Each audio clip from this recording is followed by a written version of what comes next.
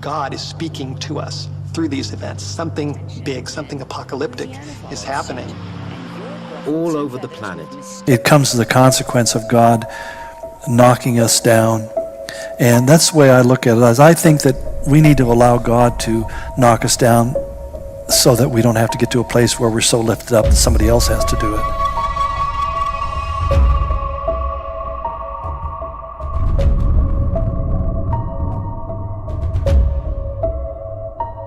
It's been called the crossroads of the world, but these days, no one is going anywhere. New York, the center of American culture and commerce. Even the famously busy Grand Central Station is eerily quiet. During normal times, 750,000 people would pass through here each day. Italy ordered a national lockdown.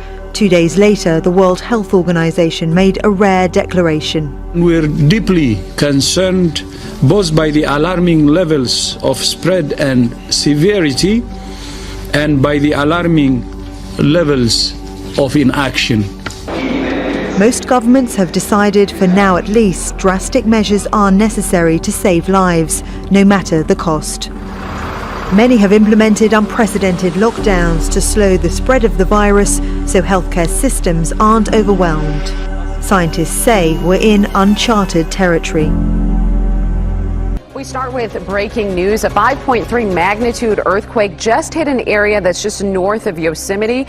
Right now, there are no reports of any injuries or damage. Again, a 5.3 magnitude earthquake this morning in Central California. We'll continue to follow this story throughout the morning. A 5.3 magnitude earthquake hit near the California-Nevada border this morning at 7:36. The epicenter was 31 miles north.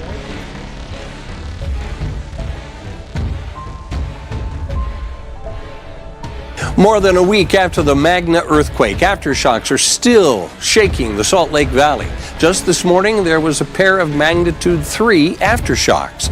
They're the latest in a string of hundreds. And Bob, all that shaking is causing some anxiety for folks. And it shows that while the rate of quakes is slowing, we'll likely continue to have aftershocks for a while. The 3.3 magnitude around 10:15 this morning was among over 30 aftershocks just Thursday. The floor jumped and lifted for a few seconds. There have been more than 560 aftershocks in just the last 8 days. Most are too weak to be felt, but the 32 that reached a magnitude 3 or higher, definitely very nerve-wracking. Thursday's quakes moved east and closer to the surface, according to Keith Coper, who says it's common to feel on edge. It comes as a consequence of God knocking us down. And that's the way I look at it. As I think that we need to allow God to knock us down so that we don't have to get to a place where we're so lifted up that somebody else has to do it. Yeah, you talk about the examples that you're using before, people who have fallen into certain things. And it's just made me think of, anybody who said, I'm not an adulterer, I'm not a murderer, Jesus just raised the bar. Said, if you've ever, hated your brother in your heart, you're guilty. Yeah. And I think as soon as I lose that perspective, when I start thinking that I'm innocent, I'm in trouble. Yeah. He had the right to do with people as he chose, which is often the case in cultures where human life becomes devalued. Sometimes people don't understand why the issue or the controversy or discussion between creation and evolution matters. But the reason why it matters is because evolution says we came from nothing, we are nothing, and we will return to nothing.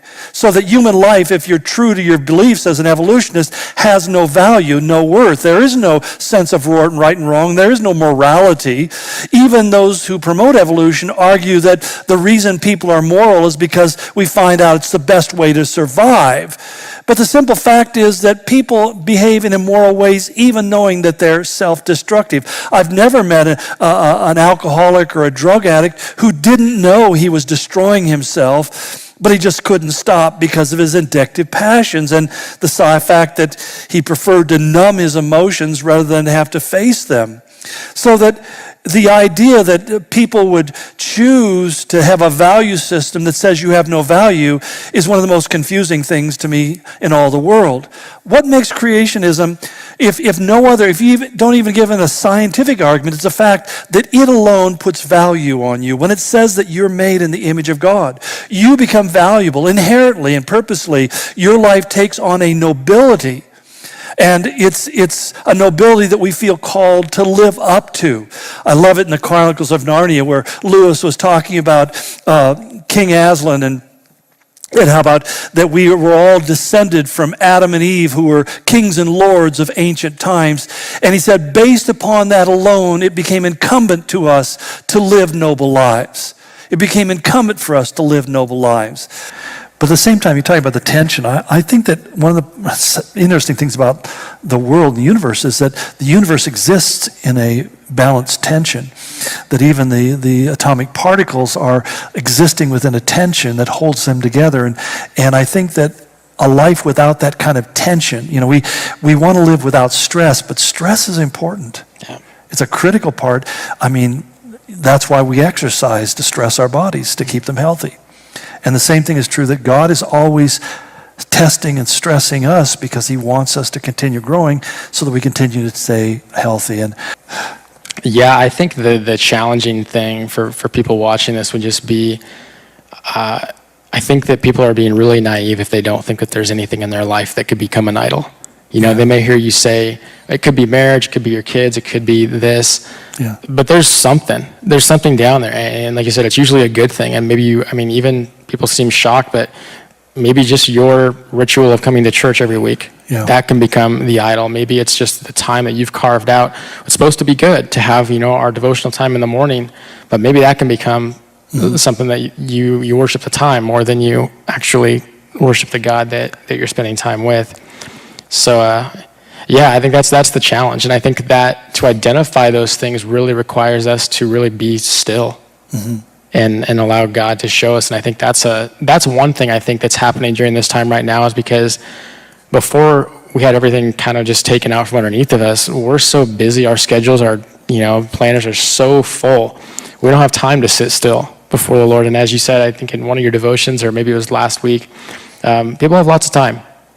No, there's time, but I think there's still that desire of we're finding other reasons. Unless you're a mom of small kids, you have no time at all. It's true. Well, you closed out your message with a quote from your book, and I love it. It's something that I've remembered throughout the years. But you said, if the difference that Jesus makes doesn't make a difference, what difference does it make? Walk with me through the valley and through the shadows of death, and whose hands will be steady. You will say, He'll hold my hand, boy, and hold on. And there'll come a moment when I'll face another tunnel that I've never been through. I have to have a Savior who can say, hold my hand, boy. We almost through.